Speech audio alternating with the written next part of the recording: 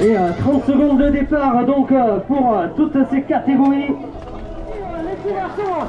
Et oui, comme notre speaker l'annonçait, c'est parti sur ce cyclocross FFC. Donc je suis en Access 3, Access 4. Et on était vraiment pas nombreux parce que il n'y avait que du beau linge, comme on dit. Et la météo était presque parfaite pour faire un bon cyclocross. Voilà, on a eu froid, on a eu de la pluie. Le terrain, voilà, plus que détrempé, donc conditions au top. Pour la petite anecdote, je me satisfaisais d'avoir pensé à prendre mes manchettes. Je cours juste avec une sous-couche et mon maillot aux manches courtes, comme tous les cyclocross. Là, il faisait quand même froid et mouillé. Et bien évidemment, quand je sors les manchettes, c'était juste les chaussettes en Gore-Tex. Donc voilà, pas le choix, il faut y aller bras nus. Mais bon, comme on chauffe vite, moi je suis une chaudière rapide, on monte en température très rapidement, donc ça s'est assez bien passé au niveau température corporelle, donc ouf. Donc moyenne d'âge, on va dire 20 ans, voilà, la cinquantaine pour moi approche, donc je me suis accroché comme je le pouvais. On voit là le parcours qu'on avait déjà fait en Ufolep il y a un mois. Très intéressant, on n'allait pas de l'autre côté de la rivière. On a un petit bras d'eau parce que c'était inondé. On le verra très bien au niveau du passage de la plage sur ce circuit. Voilà, il y a de l'eau partout, et ce qui rend un peu plus difficile le parcours. Là j'ai été tombé en UFO, donc j'ai bien fait attention. Ça glisse, donc je m'accroche avec ce coureur là, parce que j'étais, il y a 4-5 coureurs derrière moi, et on le voit sur la caméra, la pluie a vraiment commencé. Regardez le vent, regardez, tout le piquet s'arrache, la rubalise elle part de côté, bref, conditions presque parfaites. Alors donc là je commence à avoir de l'expérience. La pression des pneus était la bonne, je ne glissais pas. Bon là on n'avançait pas, vous voyez, c'est impressionnant. Et là on arrive en UFO, il y avait les planches ici, et là on remonte le long des spectateurs, ouais, même la rubalise, on est poussé sur la dalle, et là pouf, on pose pied au sol, on est complètement dans la boue, ça avance pas, épuisant. Et là je me dis que ça va relancer, mais je me suis aperçu qu'à l'échauffement en fait non, ça avançait pas, donc il fallait rester sur la droite. Moi après j'aimais bien repartir sur la gauche, un peu comme le coureur devant, voilà, pour rebasculer après. Et là pour faire le tour du poteau, on n'avance pas, on est à 5 km/h, ça dépasse la hauteur des jantes, la boue, et là on arrive sur la plage et il y a une marche qui s'est créée. Voilà, la marche descendue, regardez l'eau, on avait presque 3 mètres sans eau, et là voilà, je roule dans l'eau pour nettoyer un peu le vélo, et on avance,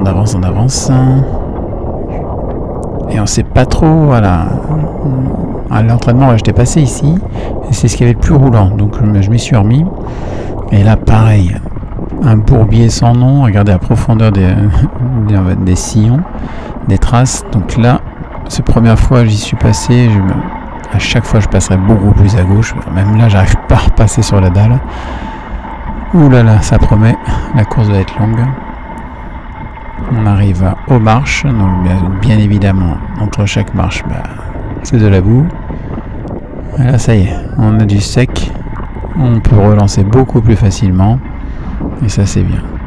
Donc voilà, ça c'était le tour, on n'est pas allé...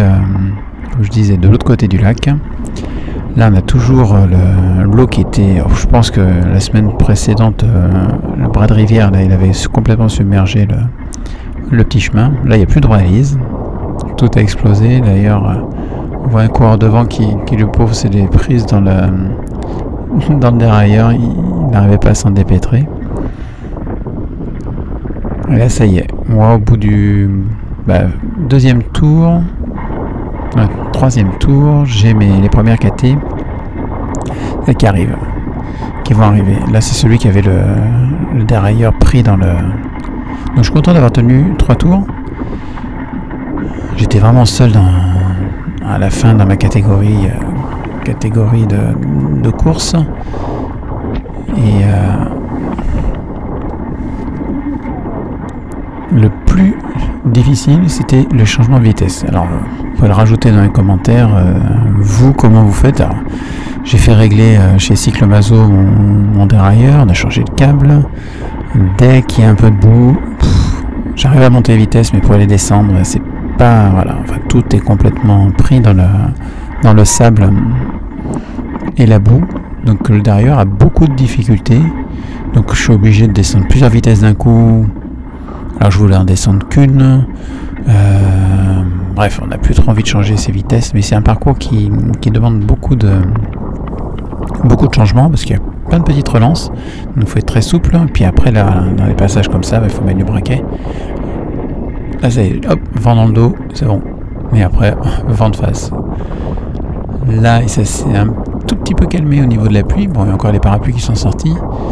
Et là, gentiment, ils ont poussé les barrières de sécu qui étaient sur la droite pour qu'on puisse passer sur une zone un peu plus roulante. Et on retrouve notre plage. Et là, ça y est, donc 3e tour. Et on a les tout premiers qui n'ont pas tout à fait la même vitesse que moi. Pourtant, je suis à bloc. Alors, on voit la puissance dégagée, c'est beau. Donc voilà, encore de l'entraînement. Ça, c'est un passage que j'aime bien parce qu'il y a de la vitesse et très technique. C'est-à-dire qu'à tout moment on peut se retrouver par terre, donc il fallait vraiment maîtriser l'avant du vélo. Ouais, dès que je me faisais doubler, je m'amusais à tenir sur quelques dizaines de mètres les roues, mais voilà, le niveau était vraiment différent. Mais c'est bien, c'est comme ça qu'on progresse, on voit la marge, on voit la technique surtout des gars qui passent, donc on prend confiance au fur et à mesure. Là sur la gauche j'ai Aloïs qui était là pour m'encourager, qui a couru en U17 juste avant, et il était vraiment étonné par la quantité d'eau qu'on se prenait sur la tête. Regardez le vent, regardez ce vent sur le côté. Ah, on s'en souviendra côté météo. Ensuite, l'autre point qui est vraiment à souligner, c'est quel type d'entraînement il faut pour le cyclocross. Voilà, moi c'est la question que je me posais. Là, on a fait les 2 tiers de la saison cyclocross.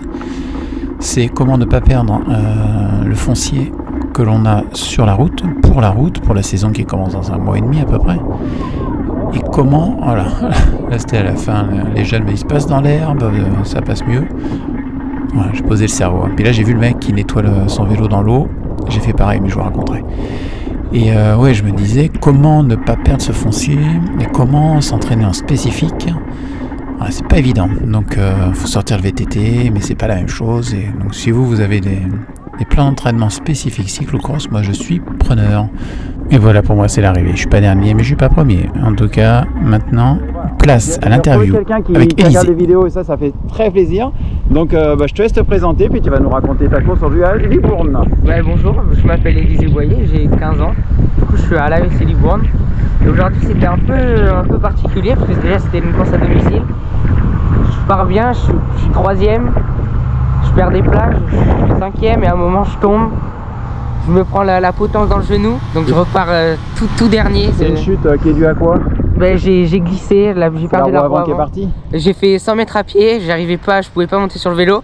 Et puis je remonte au fil des tours, je me retrouve 4e je crois. Ouais. Et puis là je retombe, je me prends le guidon dans le mollet, et puis crampe, impossible d'avancer. Oh là là. Et donc je termine 7e. Un peu déçu, mais bon, c'est pas... On fera mieux demain. Eh bien, avec grand bonheur, c'est cool. Félicitations, et puis vu l'état du dossard, montre-moi le dossard. Dans quel état il est? Juste l'as, j'avais l'as en fait. Oh, t'avais... Ouais. Bon, t'es premier sur la vidéo, ça c'est bon. Bon, à très vite alors. Merci. Allez, à plus. Et oui, merci Élisée de suivre ces vidéos. Et maintenant, place à Aloïs, voilà, qui nous rejoint à la JSA pour sa première course et en cyclocross. Crachin, ouais. On a eu ça tout le temps, donc je te laisse te présenter et puis nous raconter un petit peu ta course. Bon, alors je m'appelle Aloïs Melkebeek, je suis un cadet première année, je viens de prendre ma première licence là, à la JSA. Et alors pour la course, je pars dans les 10 premiers, mais premier virage, j'ai une grosse chute, il y en a 5 qui tombent. Du coup je me retrouve avant-dernier du peloton. T'es pas tombé avec eux? Non. heureusement. Et après, ouais, je commence à trouver mon rythme au bout de 1 ou 2 tours. Je reste avec une fille et sur le dernier tour, je vois qu'elle a un peu de mal, du coup, je la dépose dans le sable. Je suis fier là. Ouais. Et donc voilà, je fais une bonne course, déjà mieux qu'à Vauclair. Hein. Cette fois, j'abandonne pas. Ouais, pas de soucis de cale non plus. Oh non. Bon, ça c'est bien, on l'a bien serré. Les freins qui marchaient pas trop. Pas du tout même.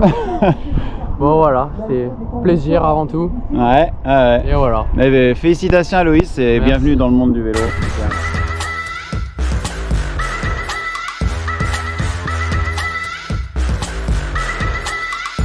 Bon, je pouvais pas finir cette vidéo sans un petit clin d'œil à la nouvelle équipe des Cyclemazo. Voilà, toujours à l'écoute, très dispo, très compétent au niveau méca. Donc voilà, prise en charge de mon vélo la veille de la course pour 3 réparations au top. Donc bravo à l'équipe d'Anthony et puis on est avec vous les gars.